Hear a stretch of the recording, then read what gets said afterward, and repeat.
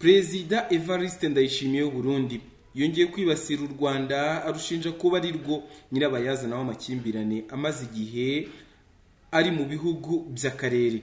Nyemera by'umwihariko tugaruke ku mbwirwaruhame Perezida w'u Burundi yavugiye mu rusengero rwa Eglise Vision de Jesus Christ. Iyi mbwirwaruhame ishobora kongera kubyutsa umwuka mubi hagati y'u Burundi n'u Rwanda, dore ko byacaga amarenga yuko ibi bihugu byatangiye inzira y'imishyikirano no gukuraho ikibazo byari bifitanye. Nkuko nari ntangiye mbivuga, Perezida w'u Burundi yashyize ibirego ku Rwanda ku cyumweru gishize ubwo yari yitabiriye amasengesho y'itorero ryitwa Eglise Vision de Jesus Christ. Muri ayo masengesho Ndayishimiye yumvikanye abwira abari bayitabiriye ko mbere y'umwaka w'1959 ngo nta kibazo cy'ivangura rishingiye ku moko u Burundi bwari bwarigeze buhura nacyo. Gusa nyuma iki gihugu ngo kiza kubamo ubwicanyi bushingiye ku moko bitewe n'u Rwanda. Ati u Burundi mbere ya 59 nta kibazo twari dufite. Abazungu bari baragerageje kuducamo ibice kugeza ubwo mu mwaka w'1975 bashyizeho itegeko rikumira abahutu, ariko biranga kubera ko hari hakiriho umwami w'abarundi niwe wari wungiye ubumwe abo barundi. Nubwo abazungu bari gukora iki ntibyari gukunda. Ndayishimiye yakomeje avuga ko ubwo bumwe bwanakomeje mu gihe cy'ubutegetsi bw'igikomangoma Louis Rwagasore wabaye minisitiri w'intebe wa kabiri w'u Burundi. Gusa ngo ishyano riza kugwa nyuma y'1959 bigizwemo uruhare n'u Rwanda. Yagize ati nyuma ya 59 nibwo ishyano ryaguye. Ryaguye gute? Aho hakurya mu Rwanda badukanye abahutu n'abatutsi baricana. Abatutsi bahunze bahungira i Burundi. Ubwo ikibazo cy'abahutu n'abatutsi kiba kirabyutse hano mu gihugu cyacu. Abanyarwanda bavuye hariya baje kwanduza abarundi. Abarundi twanduzwa n'ikibazo kandi mbere twari umwe. Amacakubiri yagiye ajya mu ngiro mu myaka ya 59 abazungu bari baragerageje biranga, nyamara mu Rwanda byari byarakunze. Perezida w'u Burundi yanagaragaje ko mbere y'umwaka w'1996 abanyekongo nabo bari bunze ubumwe, gusa birangira nabo batangiye gucikamo ibice nabwo bigizwemo uruhare n'u Rwanda. Ati muri Kivu y'Amajyepfo bose bari baremeye gushyira intwaro hasi, baravuga bati turashaka umutekano wa twese, umubembe agira umutekano n'umunyamurenge agira umutekano. Icyo kibazo rero cyagiye kuza mu mwaka w'1996 cyari kivuye he? Murumva mu Burundi twakizaniwe mu mwaka w'1959 bivuye ku byabaye mu Rwanda. Abanyekongo nabo bakizaniwe mu 1996 biturutse ku byabaye mu Rwanda. Ibihugu byacu bijye bibona amabi yose avuye mu Rwanda.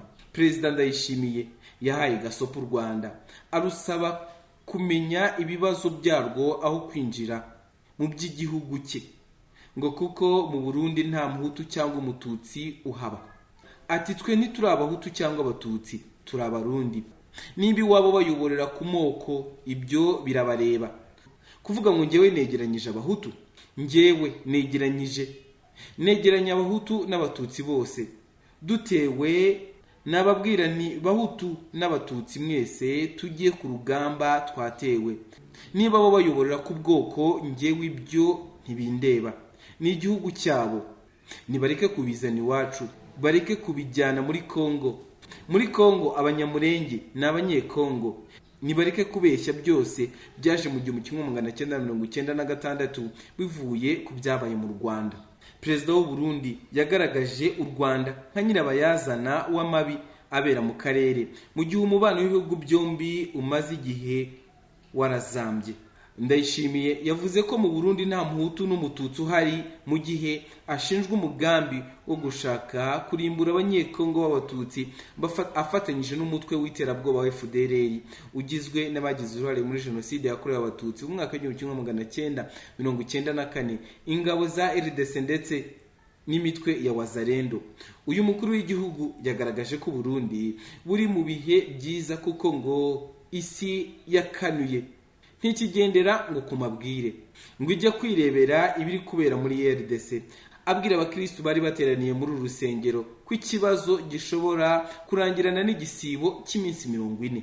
Yongeye gushinja u Rwanda kugira umugambi wo gutera u Burundi, gusa ngo ntibizakunda kuko afite ingabo zigaragara n'izitagaragara, yifashishije ubutumwa buri mu Bibiliya mu gusobanura ijambo rye.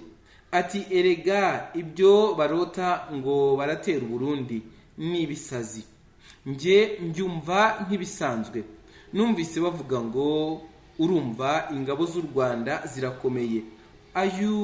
Iyo muba muzi nanjye ingabo mfite, iyo baba bari bazi ingabo mfite, bazimenya bate bataganira n'Imana ngo ibereke?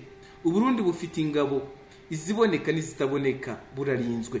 Ndayishimiye yavuze ko muri Kamena na Nyakanga 2024 Imana yarwaniriye u Burundi intambara ikomeye cyane, kandi ko mu migambi y'umwanzi ubutegetsi bw'igihugu cyabo butari kurenza ukwakira k'uwo mwaka.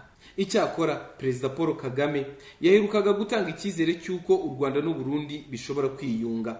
Ku cyumweru gishize ubwo yari muri BK Arena yagize ati babandi badukolonije u Rwanda, u Burundi na RDC barabanje bashyira hamwe ibyo bihugu byombi bindi ngo birwanye u Rwanda, ariko ibyo biragenda bijya ku ruhande bisobanuka. Yunzemo ati sinshaka kubitindaho, turagenda dushaka kubana neza na bamwe muri abo babiri mvuze.